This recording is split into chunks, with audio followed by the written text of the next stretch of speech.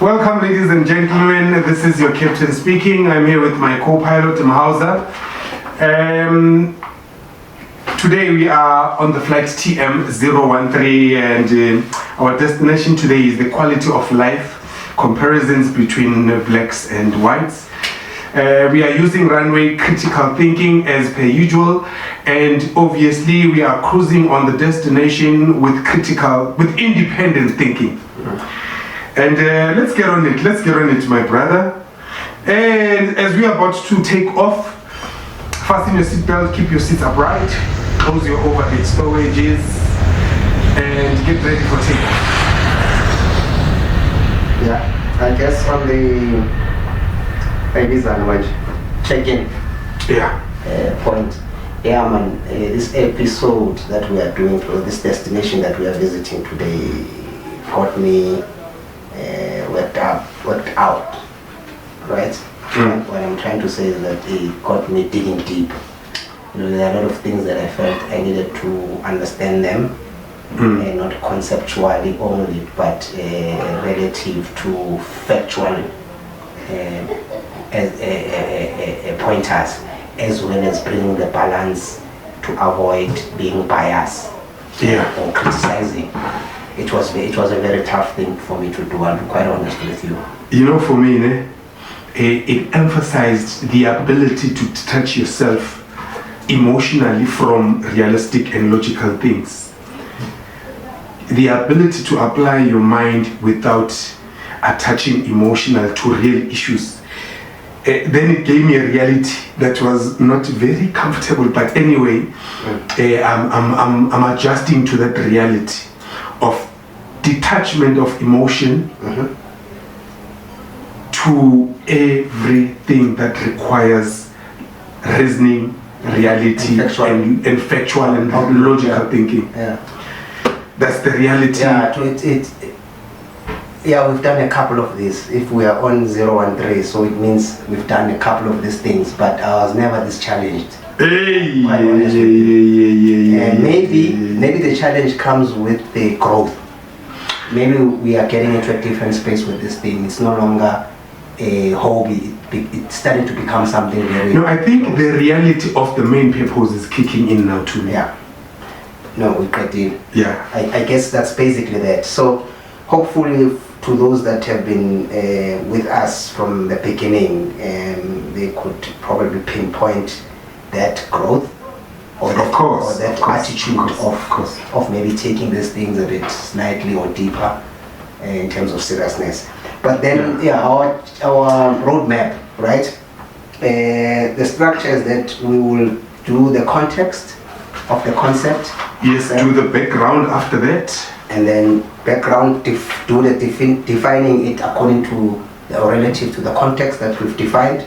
And address the attributes. Yeah, and that shapes the well-being and the progress, you know, between, remember, the relative comparison is between the black and the white communities. And then we'll do an analysis on opportunity costs and lessons, right? And then the desktop analysis, which will be the... That is our SOP, yes. Yeah. And then 1 minute pitch and then descend. Danko, let's get on it, my brother. Let's get on it. Yeah. Starting with the context. Context. Let's talk about the understanding of the concept itself. You see, there's the understanding what quality of life is, right? I believe, or rather, there is an academic lens to it, and there's the behavioral. Maybe one would say habits and attitudes. Okay. Right? What are habits and attitudes that they either blacks or whites would display in their day-to-day lifestyle choices, right? Academically, they talk of income, they talk of housing, they talk of access to equal opportunities. Yes. That is the typical academic view on this thing, right? But if we have to bring it home, we'll be talking about everyday choices people make, you know, about how they live, how they spend money, what they value, as well as how they relate to the environment or surroundings. Okay, So are you gonna? that's how we're going to define the lifestyle, the quality of life Between the two races. Yeah, it's all about everyday choices people make, right? In how they want to live, in how they want to spend money, right? In the in what they value, as well as how they interact with their surroundings, which is environment. Sounds very interesting. Hopefully today time is going to be on our side, ladies and gentlemen. And then I will touch on the background and include a bit of history, which is also a very important factor. The history will at least give us a foundation of the systematic differences that are real, that exist between the two races. And then after the background with a bit of history, then we'll go to the definition. On the definition, it's a very broad topic as well. So are we gonna play it freestyle, or would you like to maybe? I'll lead that aspect. On the definition part. Okay, not a problem. I think let's start with the background. Or okay, you've already given. Let's start with the context. Would you like to add? The only thing I could add in context is part of what you want to add. So I would just leave it to you to explain the background. Okay, I think on the background, it's very important for us to first accept the reality, the biological reality of human existence, that the result of these differences is not because of biological differences or an advantage of biological. I think the biologically, blacks and whites have a lot in common. They don't have a biological advantage over us as exists in terms of existence. Yeah. But while we are still at that, there will be two aspects: the physical capabilities and the intellectual capabilities. There's an argument even in America, even from the May soul rest in peace, Ukek, the guy that was assassinated. Yes. He mentioned he was making an example in the NBA and athletics. Why are black people more capable into those spaces? Doesn't that reflect an advantage of some sort? Physically, yes. Biologically? Yes, you are correct. I'm talking about the inception of the advantage. For blacks to be advantaged in that field, there has to be some form of development or an unaware experience. That's a very valid point. There is an experience they went through which is not subconsciously visible to themselves, which put them in an advantageous position. Enabler. It's an enabler. Yeah. As much as they have an enabler. I concede. Yes. So we are not dispelling the idea that people would think by birth, like as you are saying, inception. Yes. We are all par, and then through generations. And exposure. Yes. Then we engagement. We tend to focus into different facets. We focus into different assets, which gives us different advantages socially. Yeah. Or even biological. Even intellectual. Exactly. Certain advantages across the border. Okay. Yes.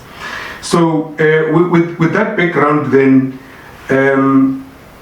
it puts me in a position of understanding that history has an influence or has an impact to our current situation. Yeah, I agree. When I say history, I'm talking about slavery, colonization, segregation, racism, prejudice in general. Yeah. So you once you go deeper into the history, then you would understand the enablers to the current situation. Let me not go too deep on the background. I think I've mentioned my focal points. You don't want to add anything in background? On the background, I'll tell you what are your highlights there. Is that in inception we are equal, biological and intellectual.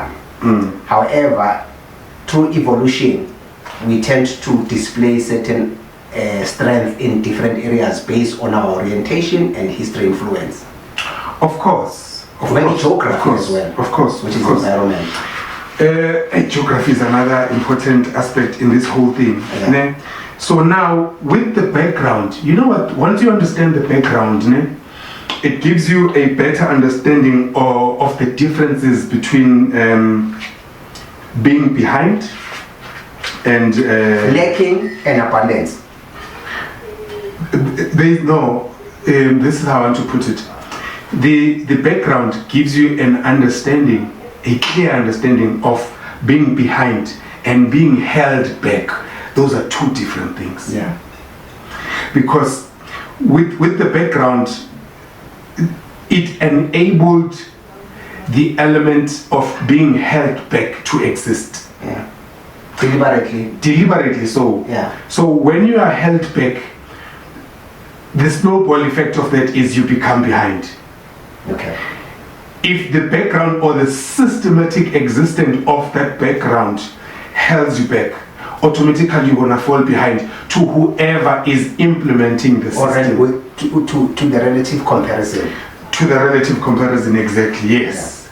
So now I understand the difference much better now of being held back. So I think using the background that I have and in comparison to the reality of the existence of the discrepancies is that we were held back, and now being held back has planted different seeds of disadvantage in so many areas And self-sabotage.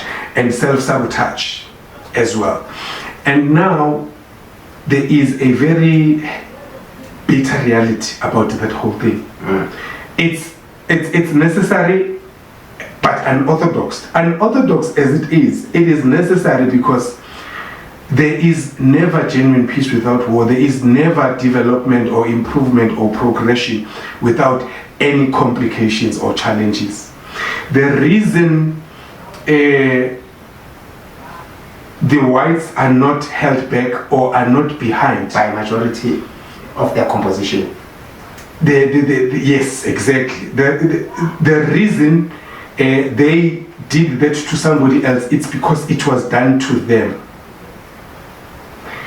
When you look at the background of people who interfered with them before they became, I mean, we can look at it locally, nationally, or universally. There are so many places that were colonized and turned out to be the best at this present moment. The world wars that we know about created the best of the best in terms of technology, in terms of leadership styles, your socialism, your communism, your capitalism. All of those concepts existed because of world wars. Well, I mean, to as an example, to come out from that rabbit hole, because there's very much, I mean, part of what we've discussed historically is then to say, with the context and the background provided, right, we can then define what we mean by quality of life. In this case, the aim is to define, or in this context, the quality of life would then mean is the state of balance of both black and white, the state of balance between personal fulfillment, right, 1, 2, social belonging, and the third one, it's responsible living. So that's quality of life. That's what we mean in this context by quality of life. It's personal fulfillment, social belonging, right? Yeah. As well as responsible living. Yeah. Right. And look, sorry to cut you short. I just want to add in what you're saying. Can you look at the absence of those three to a human being that is existing in this day and age? No, you can't. They are a defining factor.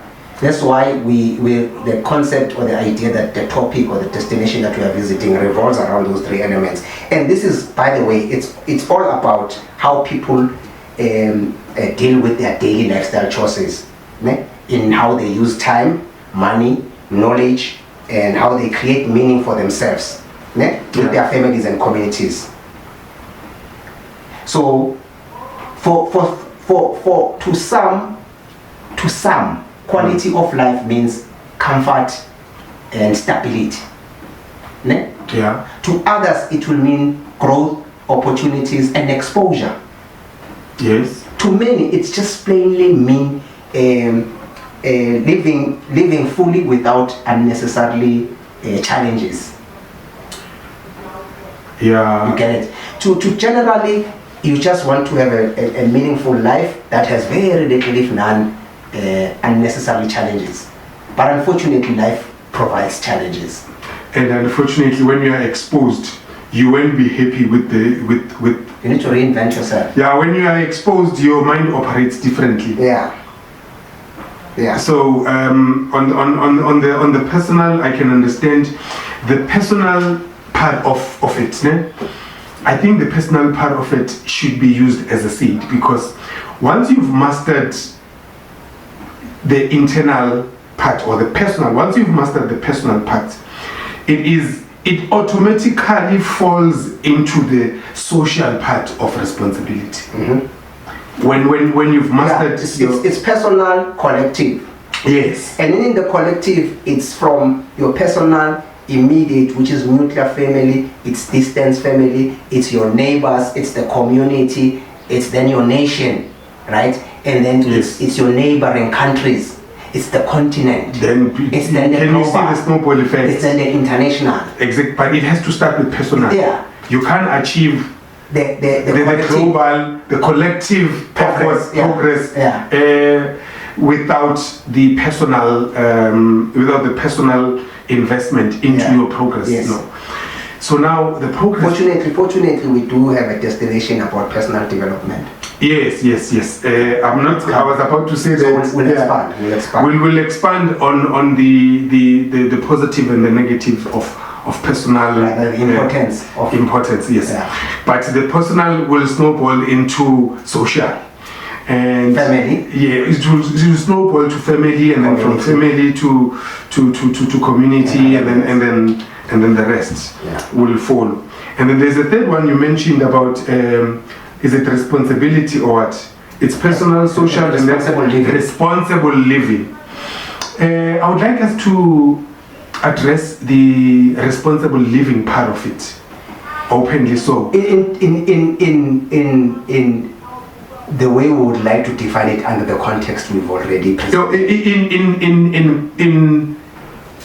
In parallel existence with our topic. Yeah. Which, by the way, it's just the focus on habits. Yeah. And attitudes, right? Yeah. Yeah. So if we have to define a responsible living is the care you give to yourself and those that lives around you, right? Yeah. It can be defined or it can be seen as care. So for example, when you are a responsible uncle, you protect your nieces. You don't look at them in a very questionable manner. That's a responsible living. I'm making this so that I can give a shock therapy. I'm going straight to the most critical one. Right. Another one is that responsible living is taking care of your body. Care about your body is eating the right food, being in the right places, with the right people. Okay. That's care for yourself. You choose what you want to eat. You choose even how to spend money. It's being responsible. So responsible living, it's the outcome of quality of life. Of the quality of life. Yes. So would I be right, or is it okay for me to say your point is emphasizing that it's important to be in a position of doing right without being told or monitored? Yeah. It's deliberate efforts. Yeah, deliberate efforts. No? Yeah. Okay. So that's basically that. But in in the how your daily lifestyle choices are between black and white communities can be more explored through the attribute that we spoke about. Let's list the attributes that we spoke about, right? Yes, of course. We're going to use this criteria to draw the similarities, if not the differences, between the two communities. Between the two. Okay, before we go into the attributes, so do we both agree that the responsible living between the blacks and the whites, there's a huge gap? And yeah, you see, when we do that, right, we would be more, it will actually lead us to a situation where one would say you are degrading the black community. But factually is that the interests or the efforts placed by the black community to most important things, it's not convincing. For an example, let's list the attributes so that we can explore what you are saying. Yeah, okay, that's fine. Let's get into the attributes. Because the straightforward answer is that there is a gap and it means the whites are doing better than blacks. That's why I'm saying there's areas in which whites serve to blacks as lessons. And there's areas in which blacks serve to whites as lessons. Right? Yes. But by and large, I see where you are getting to is that we have a setback which we need to explore, right? Let's take the attributes. The first attribute is leisure and recreation. The second one is saving and investment. The third one is physical well-being and health discipline, right? The fourth one is family organization and structure. The fifth one is exposure and traveling. The sixth is environmental and awareness. 7 is unity. By the way, we do have unity that we want to expand on. Unity and social cooperation. Yeah.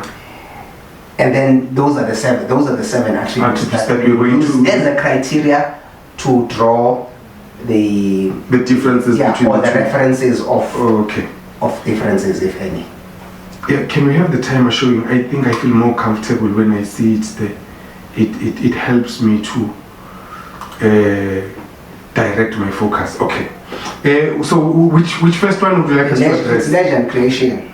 It's leisure and creation in that order. There's no Leisure and recreation, or just recreation. Let's first define leisure and recreation. leisure has to do with comfort.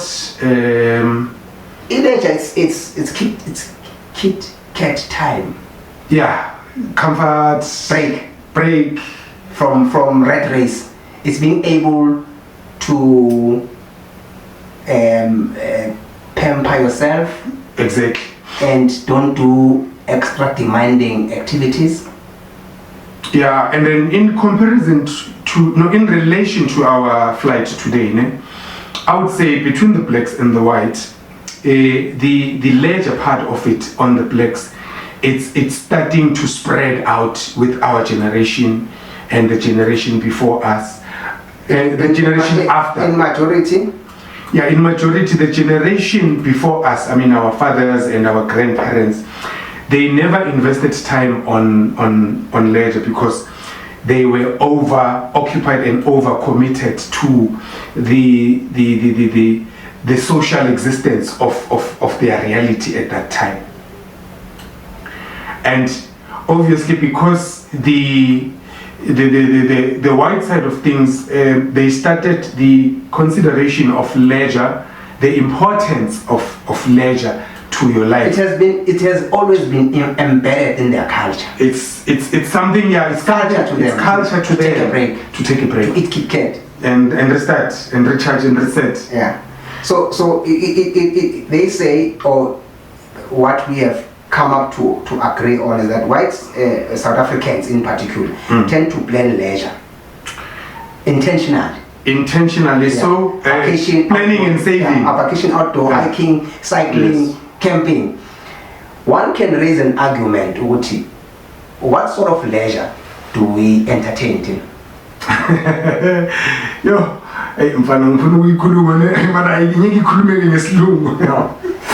The simple terms is that, firstly, we identify the type of leisure. Secondly, we evaluate its benefits. Yeah. Or the opposite. Yes. Therefore, thereon to what we are trying to analyze. Leisure, general. When we say general, we're just generalizing. Yeah. We are not saying the affluent blacks versus the low-income earners or middle-income earners and what have you. We are just saying generally. I think generally, what's our people, our leisure is entertainment. Let me make an example. When there's an event of wedding, when there's an event, that's our leisure time. I was about to go there, that our leisure is based on social entertainment. Weddings, parties, it's parties in simple terms. In simple terms, it's right? Parties. So now our leisure is driven by a few elements which I'm going to list. Our leisure is driven by show off. It's never a private benefit leisure. It has to do with show off and recognition by an external force, or by someone you know, or by someone around you, or by someone you want to prove a point to, which means our leisure is redirected to a wrong way of thinking. And then we move on to what is a disadvantage. It's the motive. It's the aspect that motivates it. Yes. Like, as you say, the tendency of being of bragging. Of bragging. Yeah. Yeah, and attention seeking. Yeah, you know there is this virus of arrival syndrome that exists among us as black people. Yeah. And we need to fight that. I understand the existence. I don't agree with it, but I understand. And I'm the one person that managed to articulate that to my satisfaction was Bandwini. We podcast and chill. Yeah, no, I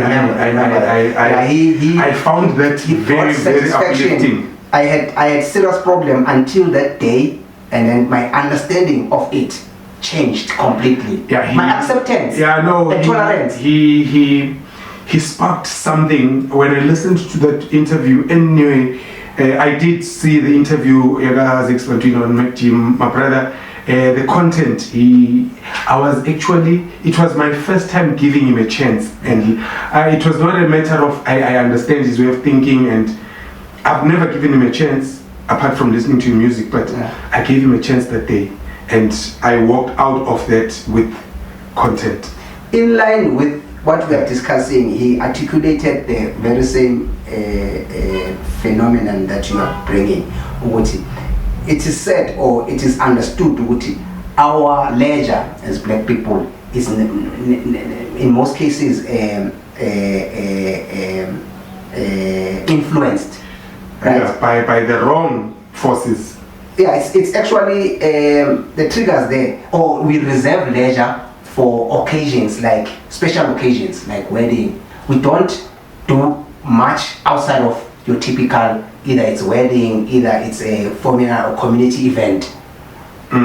So very little time we take and say, let's take my family out.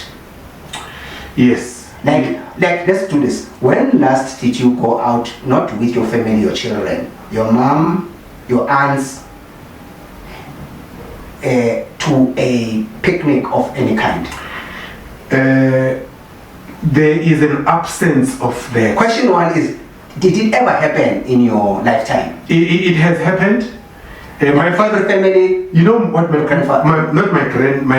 biological father, may his soul rest in peace. Yeah. What he used to do, he used to take him, his wife, and his kids, and the kids of every other sibling of his, and take us to the. Ronchi was still hot at that time. Right, and he would invite them into that spot. Which, if we can all go there, this would be beautiful. But because of their commitments, their parents and affordability as well. Yes, you're correct. So the parents would say no, Tata Bandwana instead, and he used to drive a Toyota Bike then. And then so this, I still have those vivid moments, and they're still memorable and pleasant. So the I don't want us to get emotional. Yeah. The question was, when last did such thing happen? It's been a long time. Have you tried to do it? I have tried to do it, and because of the historical carryover, It's not as simple as we say it. I understand. Yeah, I also understand. I'm trying to measure the gaps. There's no intentional efforts placed at making sure these things are orchestrated, right? Fair enough, with the understanding of economy and other aspects, right? But the bottom line is that there is a lack. There is a lack of deliberate effort. Yes. To not only look at wedding as our core event to socialize or to. I fully agree with you there. So we wait for a funeral for us to unite. We wait for a wedding for us to unite. Yeah. But it's fine. That's not necessarily an issue. We are just throwing a and I think we are not making enough effort to deal with that issue. Yeah. As black people. Yeah. We have passed the phase of excuses.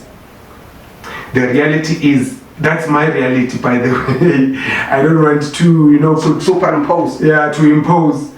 Imposition is not my trade. We are not making enough efforts to have initiatives that address this personal benefit of resting, of leisure. Let's move to the second one. Savings and investment. Ooh, my brother. What do you think is happening? Let's start with the white people. Generally practice structured savings, often through long-term investments. They've got a reasonable, if not high, level of financial literacy, which has been passed on generation by generation. Yeah. It's not necessarily an information that they get from formal type of schooling or. No, it's informal. Yeah, it's informal knowledge. Yeah. I agree with you. Which is passed on generation to generation. Which is passed on, and it's also embedded in their culture. Let me explain what do I mean by embedded in their culture. It's second nature. It's habitual. It's habitual. And it's habitual because of repetition and the handover. Through generations. Right? And they had an unfair advantage because they were not dealing with colonialism or any form of oppression within the same society. Yeah. They might say, no, we were also fighting against the Americans and whatever. No. Let's look regionally or in their space. Yeah. They were not dealing with any form of segregation. And by the way, that's not an excuse for us not to incorporate. But we have had enough time for excuses. I think emancipation, self-emancipation is very crucial. Yeah. In this day and age. Looking personal. Let me bring a personal take on this one. I'm relatively educated, right? But I'm still struggling dismally with this area. But I am fighting. Here's another thing. Yeah. Right?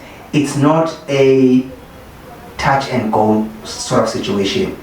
It needs practice. You need understanding. You need to analyze. You need a good analytical mindset. Because when you invest, you can lose your money. You know how it is. Yeah. Right? Yeah. Not every investment will be. We've lost relatively a lot. Relatively, I mean, with what we can afford. It's a lot. And unfortunately, that's a process you have to go through. It's unskippable. They call it school fees. Yeah, it's unskippable. You can't skip that. It's unavoidable. It's valuable knowledge. Yeah. So in simple terms, coming to us as black folks is that we often juggle between immediate family responsibilities and community support, right? Which is funeral, school fees, and all these things. They call it black tax, and some people deny that there's anything called black tax. It doesn't matter what you call it. Yeah, but it exists. The concept of being able to stretch yourself beyond your means. Assist beyond your means to additional family members. And feeling obliged. And I have a different view on the obligation part of it, right? Yeah. There's no obligation. It's because you can and you can afford. Yes. And if it eats you deeply, it's by choice. Yeah, if it eats you deeply that you want to compromise yourself to support it, then it's up to you. It's up to you. It can work. It's a personal choice. If you want to compromise yourself, to say I would rather wear flops and have my nephews and nieces wearing Bakali or whatever type of shoes to school. Oh, okay. You're talking about a different compromise. Yeah. You're compromising. It quote unquote. Yeah. Okay. I think you're focusing on positive compromise, which is very, very good. And there is. Okay, but let's leave that for another day. The negative compromise exists. In sweet and short, the part that obligates you to do it is not absolute. That's what I'm trying to say. Okay. You must know the balance between the two.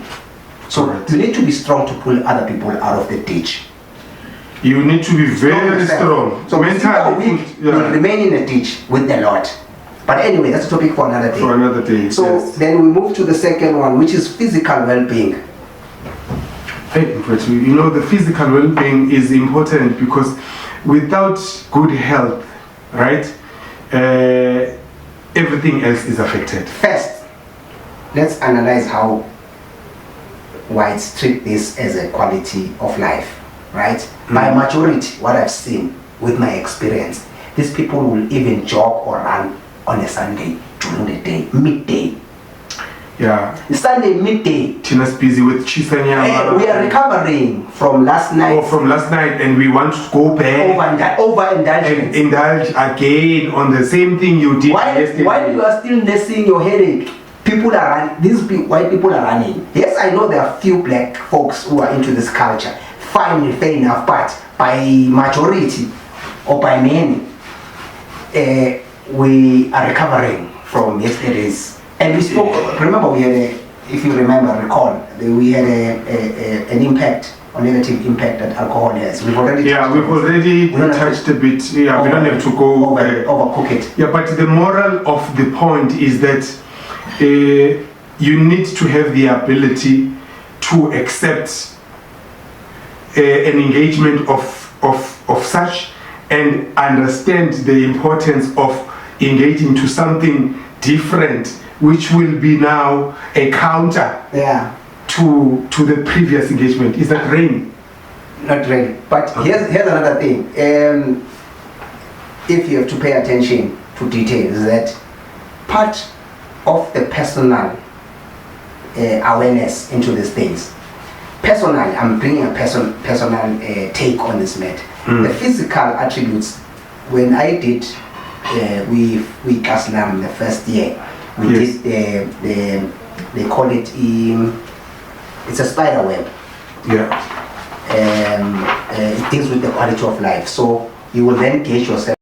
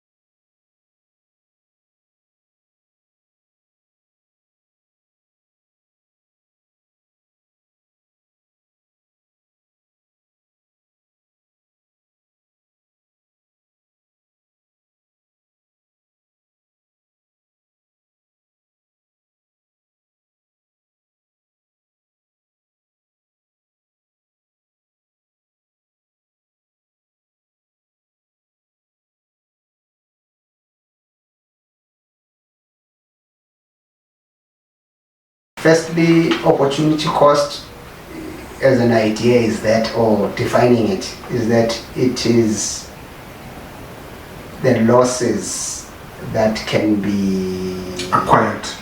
Yeah. Without using. When choosing amongst decisions, you've got 5 decisions. If you choose to do this one, there's a cost of not doing this one and choosing this one over the other. It's the cost that you incur for deciding to go left instead of going right. Instead of going right. Or from going right instead of going left. There's a cost. For an example, let's take leisure, as our first leisure and recreation. So if you don't prioritize leisure, there's a cost in that you would find yourself having a fatigue.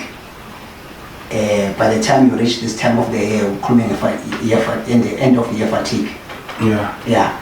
And nakona, you would find yourself having a psychological issue of being in a rat race non-stop. Like you end up hating your life, because you don't take time out, and significant time out, not going on a typical night out to be on a dance floor and drink and what have you. So a well thought of time out, whether you go on hiking, you go do some activities that will actually recharge your batteries. You are losing at restoring your health. That's what I wanted to say. Okay. And then on the savings and investment, the opportunity cost there is that if you don't structure your life and you don't save and you don't invest, right, you will have limitation to financial leverage, right?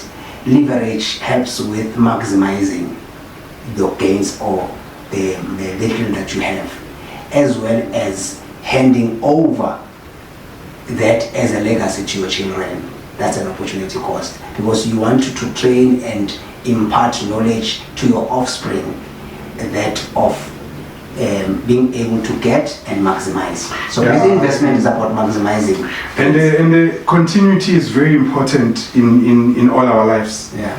You don't want to be in a position that you were a father and you have kids, but you did not transfer any continuity. So you could not transfer critical information for continuity. For continuity, yes. That's why you would find that businesses that were built by people is different. It's difficult rather to hand them over to the next generation. Hey, I think that's another topic we need to discuss. Yes. Yeah, we do have generational curses and blessings as a topic. We do? Yeah. Okay. Yeah. All right. Yeah. Anything else from the... Yeah, and then the physical well-being. The opportunity costs? The physical well-being. The physical well-being. Hey, it's also vital. That one is... Yeah, what's the opportunity cost if you choose not to invest in it? Yeah, it's well-being restoration in terms of your physical strength, that even the life expectancy, as well as becoming a burden in being incapacitated in your old age life. By the time you are 60, you become finished. And that state that you reach at 60 is a stage that you must reach at 85 plus. Yes, exercise, so, very, very, very important. You can compromise your life expectancy. Actually, there is, I think it's verifiable proof that when you exercise, you are actually increasing your number of days. It's not an absolute take, right? But in majority sense, it does have that effect. Yeah, but being unhealthy physically is not a good thing, my brother. Because in terms of productivity, forget about, let's say let's say all of us are going tomorrow, but you won't be productive. Yeah, you won't fire up in all cylinders. Look, if you understand a first sprung Dutch technique, first sprung, you won't be first. You won't be first sprung. But if you look at it, even in a medical point of view, your existence is initiated by circulation of blood. Yeah. You can't exist without the circulation And of blood. when it's efficient, And when that circulation is efficient throughout your entire body, then all the organs work better in your favor. in your favor, and the coordination between all the organs, they work much better. You'll never be in a position. And you have leverage. And you have leverage, of course, you have leverage. Yeah. So I guess we agree on that one. That And then family organization and structure. What are the opportunity costs in not investing in family? look, if you don't, These are generational costs. yeah, It's a handover. You are compromising sustainability. There are things that our forefathers, if not our great-grand or grandfathers, did, that because of lack of investment to family structure, that we find ourselves still struggling. When they did some good running, you understand? If the focus, in my view, we place it sufficiently or adequately into the family structures, right? It has greater benefits for continuity and sustainability. Look, Mbana, that point is undisputed. If I could ask you now to say, give me one negative about an investment into family builds communities. Communities unity build nations. You see, so any investment into family life has mostly good outcomes. We cannot be a generation of co-parenting lifestyle. If I were to have a wonder stick or a magic stick, I would say we should be the last generation to experience this lifestyle of co-parenting in the magnitude that we are experiencing it now. Look, co-parenting will not work for us as blacks, that's my view, because we're still an emotional nation that is carrying over too much. Burden. Yeah, our burden is too, we have too much that we're carrying over. So, my view is, let's promote family values, family environments. Let's invest more in families. Because be on a lookout. We are going to visit the destination near the good, the bad, and ugly of marriage. We're going to expand. Yeah, we'll go deep. We'll unpack that. Why do we struggle to even keep this thing together? Yeah, so statistically speaking. So that's a very critical one for me. Very critical. The opportunity cost. Then what are the opportunity costs in less exposure and less traveling? The cost in that, when you are not exposed and when you don't travel, you become an individual that tells yourself your brain or your mind is bigger than the world is the same size as your brain, because you become an individualism person.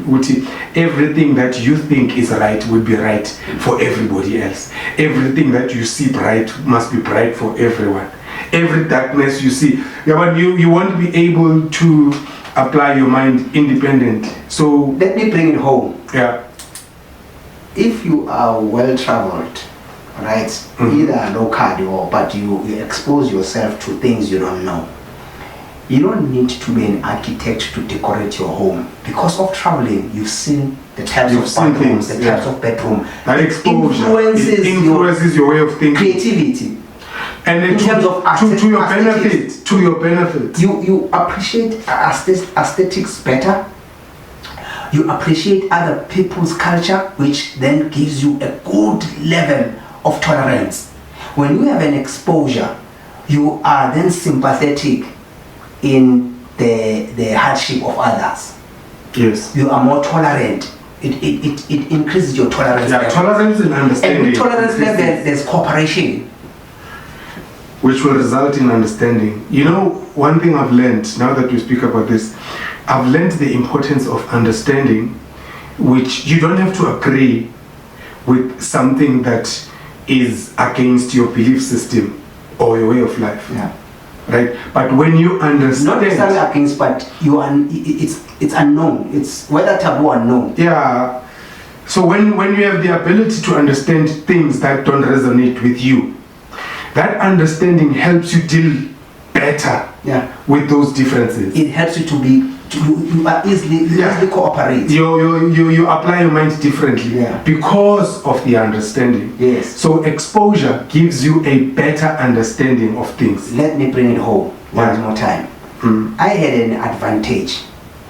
My type of friendship, or the style of friendship I would exercise, is that I'll be your friend and I'll end up living at your house.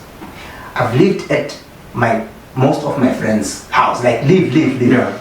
Like mom and dad, they know you, you're known as the friend, you're known. I've become the member. I've done that not only with one person. It was just, I did not plan it. It was unplanned, But it has taught me to even understand their culture and their spiritual orientation. Like I would be in the Wessel, I'll be in the Methodist, I'll be Methodist and Wessel is almost in the Jehovah's Witness. And in me knowing that, I knew what to choose. And in my choices, I've got respect for even the ZCC. There are songs that when they sing, I move. I'm a ZCC. When they sing, they command respect from me. I give them that desire. And that has been helped by me being exposed. This is exposure without money, by the way. There were no traveling. It's not necessarily. It does not mean. Let's say you live in Diploof. Let me bring it home. You live in Msaudi, in Fulo South, where I come from, or Rockville, or Mapek. You are not limited to only live and know what is happening in Fulo South. That's wrong. Go to Diploof. That's wrong. Have friends in Diploof. I think now that you're bringing it home, I wanted to dish up, yo. I felt it coming. On that note, I think we think the way we think without the formal education because of what we did then. If you remember well, Tinama concerts, the exposure, we would take a walk from Fulo South, sing an Amali lunch, and go to and walk to Pimville. Community hall or Shawela. Or go to Shawela or go to Diploof. We didn't have money. We were not coming from good families who were rich. The emphasis is that exposure has a way to help you see the world beyond the limitations of your understanding of it. It expands your horizon. No, exposure expands. It does a lot. And apart from that, over and above, is that when you travel, you meet people of by design, where people that reason and your tribe, different cultures, your tribe. You meet people who share the same interest as you. These are the people that could also give you a plug on other things in life, right? You might love music, but you don't know how to use Fruity Loops. By traveling, you meet someone that knows how to command Fruity Loops. Look, I could tell so many stories that have taken me out of very, very troublesome situations. Exposure cannot be because of exposure. I'll give you an example. The ability to rise up and show up no matter how bad that your situation is an ability that kicks in when you are exposed. If you are not exposed, exposure is when you're not exposed, the greatest medicine. Let's just say exposure helps you deal with life in a different form and challenges of life. And life itself, it builds resilience. It does. I guess we at the grand level, it's now going continentally and international. That's at the grand level. When you go to that level, at that level, you it's a different Polish. Sibambi. And then environmental awareness. What are the opportunity costs when we don't invest and have less awareness in the environmental agenda or issues? I guess environmentally the cost would be you know the unseen disadvantages that exist in your daily life? You get an accumulation of all of that. You are putting yourself in a position of suffering long term without doing the right thing that is easy, that could have taken you out of that situation.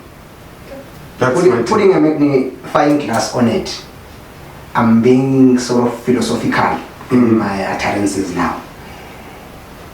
There is harmony between us and the environment.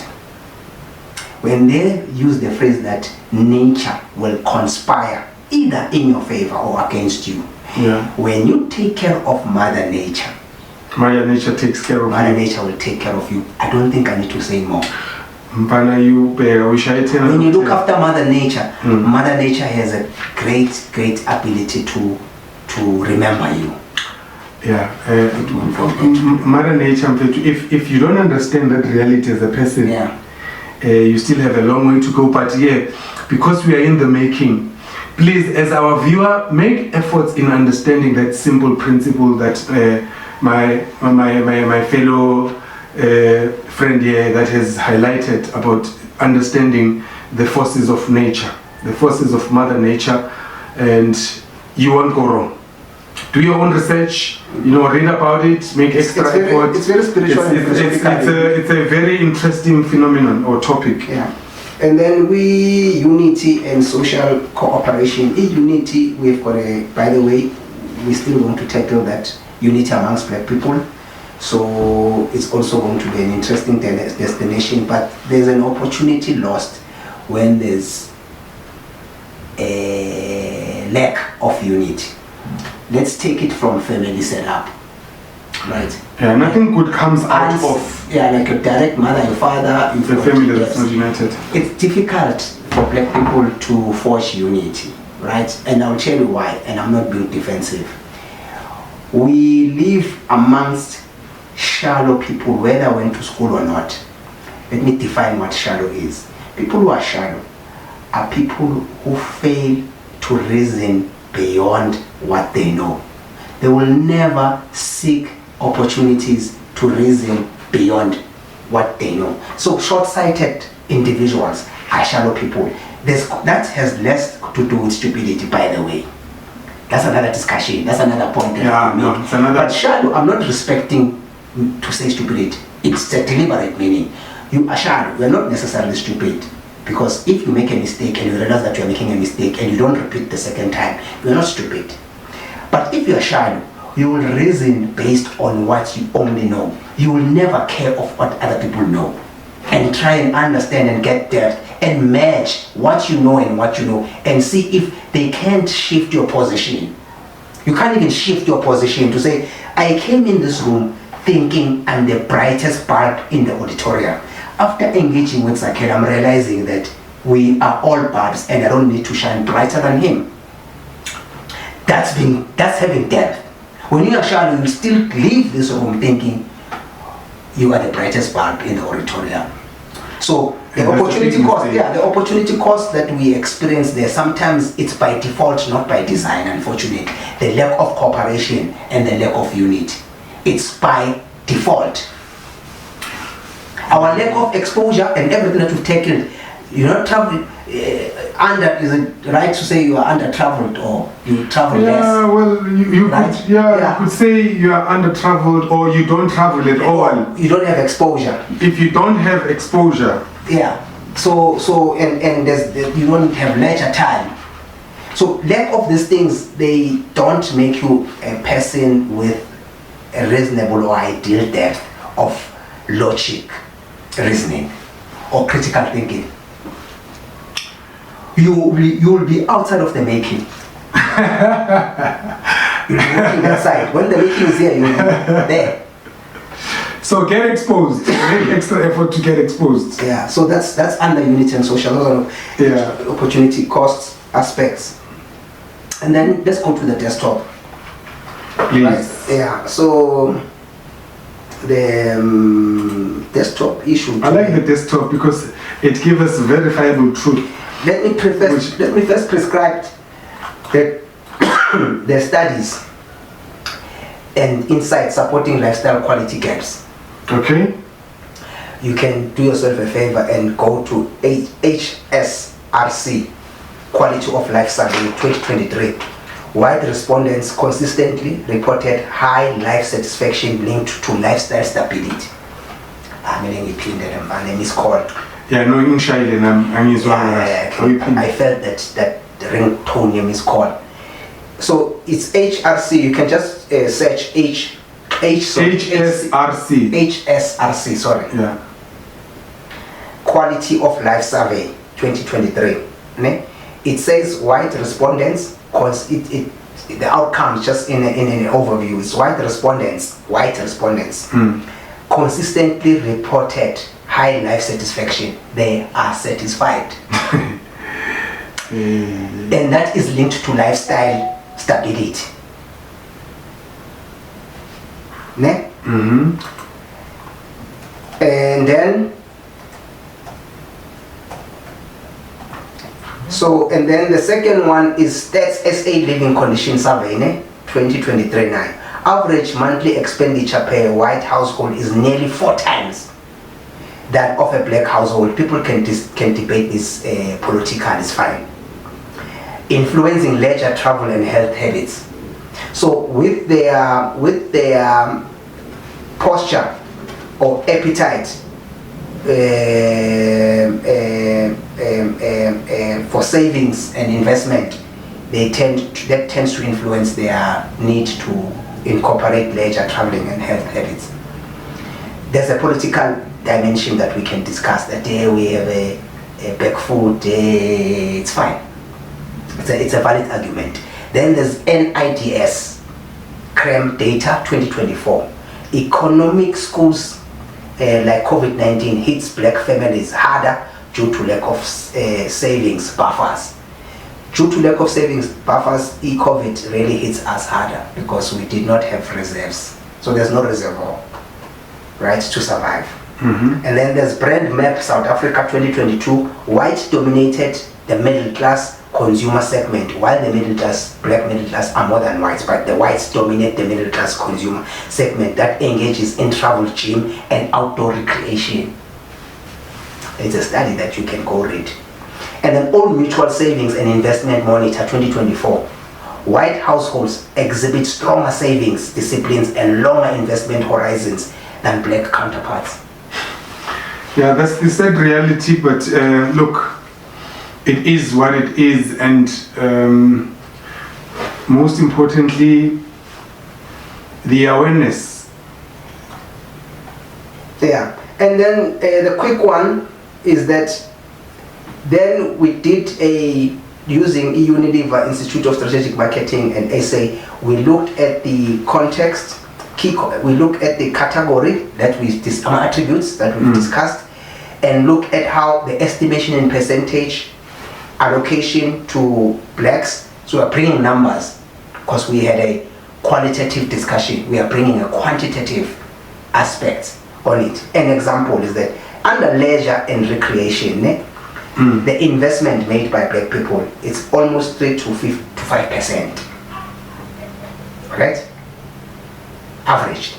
And then estimated whites, it's 8 to 12% efforts placed into leisure and recreation things. And then on savings, on investment, it's less than 5%, often zero from black people.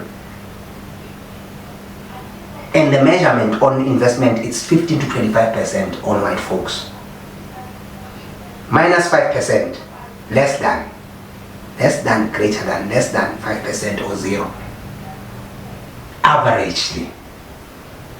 So even Do I make if, sense? yes, exactly. So even if the blacks were on 5% savings, even if they were confirmed to be on 5%, averagely all collective. averagely collective. So most times there are those we have a group that saves and invests. We have a group that don't save and invest. When we put us together and try and get our collective efforts averagely, it's less than 5%. Whereas we are a majority. Whereas white people are in 15 to 25%. Right? Yes, you can discuss the paycheck to paycheck, but that's the fact. That's the number. And then environmental related programs, less than 1% indirectly. So unintentionally, our involvement in environmental issues food for thought, guys. is less than 1%. Unintentionally. Whereas in the white South African context-wise, it's 2% to 4%, directly and indirectly. So we don't have average direct efforts driven towards taking care of our environment. I didn't know all those stats, but food for thought. Yeah. And then on materialistic interest, luxury goods and new cars, right? Significantly aspirational spending. Hey, I'm sure what it's is easy. there's no number. It's qualitative. Okay. Qualitative is quality aspect. You know what is aspirational spending? It's buying a goose you don't afford. It's living above your means. You're living above your means. Yeah. Yeah. It's buying a goose knowing that you don't expend it. You might rather have a goose. You rather don't have a proper bedroom or a sleeping bed. You'd rather have an empty fridge. An empty fridge. And a gooch. Yeah. A disturbed ceiling, but have a Louis Vuitton. That's aspirational spending. Whereas high absolute spending anyways, it's either they live within their means. If they buy Louis Vuitton, it's because they have change to buy Louis Vuitton. Yeah. That's that. And then in the sweet and short of concluding, right, this part is that black communities show collective spirit, empathy and adaptability. Yeah. Not always lost. While white communities show structure, foresight and systems thinking. They are systematic, they have foresight and they are structured. They are organized. They are organized, more organized. Yeah, Tina, we have a collective spirit, empathy, as well, and adaptability. That's our signature. So we can go to the 1 minute pitch. We are done with our test talk. Very informative. Very informative, and thought-provoking. Yes. Thought-provoking. Yes. I think the awareness has been raised about how much work. The reality. Yeah. Look, the reality has been exposed, and it's between us and you to actually invest more time in self-development. Yeah. So, which phone are we using for that 1 minute? This one is the closest. Anyway. So, what's your pitch? My pitch is the awareness, where the background of the differences and the solution. Awareness and solution. Yeah, you are pitching the awareness. Yeah, I'm pitching awareness, the importance of awareness of the reality. Okay, the awareness of reality. Yeah. In line with our topic. In line with our topic. Are you ready? Yes, I am ready. 3, 2, 1, and go. I'm going to address the awareness of the reality with the topic that we have today, the differences in quality of life between the blacks and the whites. It's not by design. And I think that the ability, the culture, and the effort that they have an advantage of are a result of history and systems that have been a barrier throughout all our lives. And the opportunity to change the system will require us to make more efforts in personal development, and we need to stop the blame of what happened in the past, and we need self-emancipation that was initiated by the blacks who lived and succeeded before us.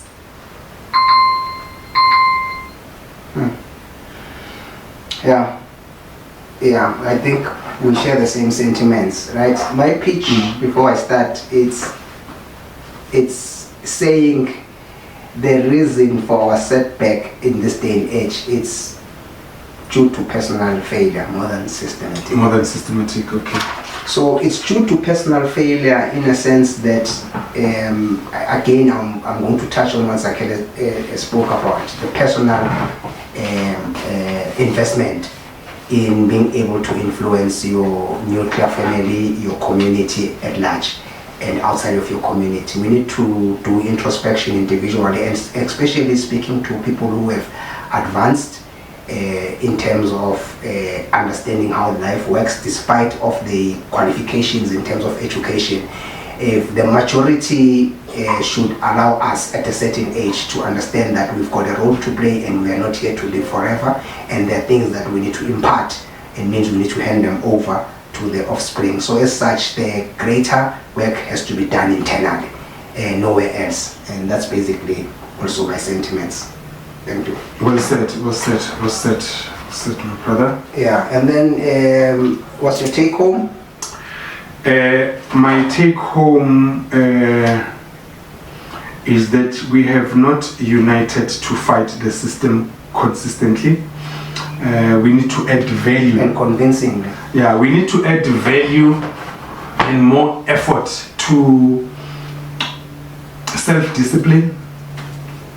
We need to add more value to engaging in initiatives that are doing with personal progression and social progress as well. And upliftment. So my take home on this particular topic is that the gap is too huge, and the big existence of the gap will be a constant reminder that there is so much right I need to do for myself, and then once I've done right to myself, then it will be easier for me to spread it out to everybody else that is surrounded by me. Yeah, noted. From my side, to take home, this topic has stretched me to understand beyond the concept, which is the quality of life. To understand what quality of life is beyond. Initially, if you ask me what is the quality of life, I would have maybe. I wouldn't do justice to it as much as I would now. Oh, yes. There's an understanding that there's an academic policy lens of looking at it. The equal opportunities, housing. Whereas in the day-to-day choices of life, in explaining it from a social and behavioral and a comparative framework. From understanding it from there, which is the soft part of understanding what quality of life is and all the attributes that defines quality of life. So quality of life is not just a single sentence or a single word. No, it's not. And there's growth in it, there's freedom in it, there's less challenges in it. You get what I'm trying to say? And there's understanding of your role with yourself. Considering yourself and considering those around you. So my take home is just a comprehensive understanding that equality of life needs binoculars. It needs magnifying glass when you look at it. Of course. So that when you zoom into it and you get to appreciate it, you will then start to plan your days and start to manage your choices. Yeah, and that's very profound, my brother. To add on that, I think as Black South Africans, we need to stop thinking like we were the only previously disadvantaged nation. Yeah. We are not the only one who were previously disadvantaged. We are not the only ones who are carrying over the after effects of colonialism and racism. We are not the only one that exists in this entire world who were treated unfairly. We need to come to that reality. And once we've come to that reality, then we come up with systems. Look at Mausa. Look at people who were colonized, but who are ahead of us in terms of technology, self-progression. You know what I did this morning? Yeah. I woke up and I don't know how it came to my attention that let me see how Japan recovered after Hiroshima and where they are today. I'm just highlighting that. Yes. We are going to handle these topics in much more details. They're looking at we have a destination about the rise and fall of kingdoms. Yeah. About our cases. Yes. And the works. Yes. But it will help us understand exactly what you are saying, Muti. We are not a unique case. No, we're not a unique case too. At all. And we treat ourselves as if every generation that has ever everybody existed. else has had it better. Yeah. And that pitchiness has to come to a stop. I mean, I've worked on it, and the reason I say this so confidently is because it took me a long time to realize. It took you the making. It took the making to make me realize when you don't stop feeling sorry for yourself, you will never come out of you will never go anywhere. You'll never come out of pity. Yeah. So the sooner we realize, and the pity part. The sooner we realize, I have to take this. Yes. Let's wrap up. We are almost okay. Yeah, almost there. Anyway, we are about to prepare for landing. Can we descend and land the flight? Yeah. How's that? Please fasten seatbelt, put seats upright, close overhead storages as we prepare for the landing in our independent thinking destination. Yeah. And please, our next flight TM014 is China's disruption in the global motor industry. Hey, looking forward to it. Please join us. This is Okala strong because we are bringing it home. That reality is here. So, do what's right to be done. As we normally come to this, we say Mana City, King, Chobito.